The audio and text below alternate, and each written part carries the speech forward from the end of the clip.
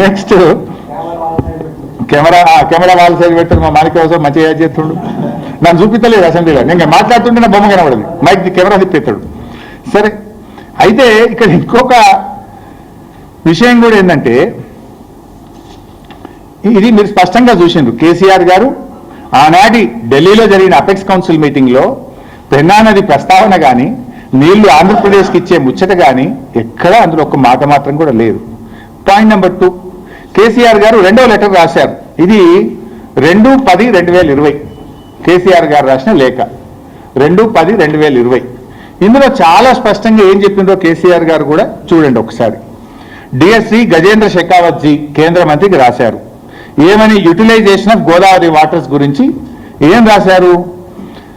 In this context it is worth noting that as per 53 years of Central Water Commission gauge records, at the last gauging station on Godavari River, Annexure 8, at least 3,000 TMC of water flows into the Bay of Bengal.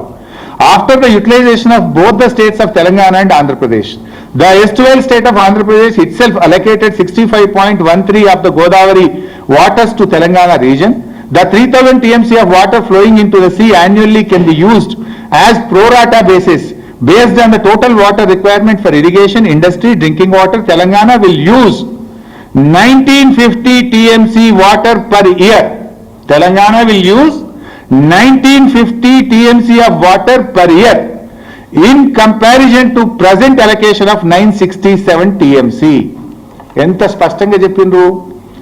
ప్రస్తుతం ఉన్న 968 కాక ఈ 3000లో కూడా మాకు 1950 టీఎంసీల నీళ్లు మా హక్కు. అంటే 1950 ప్లస్ 968 అంటే 2918 టీఎంసీల నీళ్లు మా హక్కు అని కేంద్ర మంత్రి షెకావత్కు 2020లో కేసీఆర్ గారు రాసిన లెటర్. ఎంత? 2918 టీఎంసీలు తెలంగాణ హక్కు అని స్పష్టంగా కేసీఆర్ గారు రాసిన లేఖ. మిస్టర్ రేవంత్ రెడ్డి ఫైల్లో ఉంటే తెప్పించుకొని చదువు. మీ ఇరిగేషన్ డిపార్ట్మెంట్ని అడిగితే ఈ లెటర్ తెచ్చిస్తారు, చదువును. ఇది ఒక ప్రూఫ్. అంటే ఆయన ఏం మాట్లాడతాడు? మొత్తం వదిలేసిండు. ఈ పుణ్యాత్ముడు నిన్న జ్ఞానోదయం అయింది. ఇదే విషయం నేను చెప్పిన. మొదలు ఏం చేసింది? ఢిల్లీలో పోయి లేలే మాకు 1000 ఇస్తే చాలు. మిస్టర్ చంద్రబాబు నాయుడు 500 కృష్ణాలు ఇయ్యి, 1000 గోదావరిలు ఇయ్యి, ఇక మిగతా నువ్వు ఏమన్నా చేసుకో, ఎన్నన్నా కట్టుకో, బ్లాంకెట్ ఆర్డర్ ఇచ్చిండు. ఆ రోజు నేను ప్రెస్ మీట్ పెట్టి అడిగినా, నువ్వు ఎవడి? నువ్వు కేవలం కాపలదారుడివి.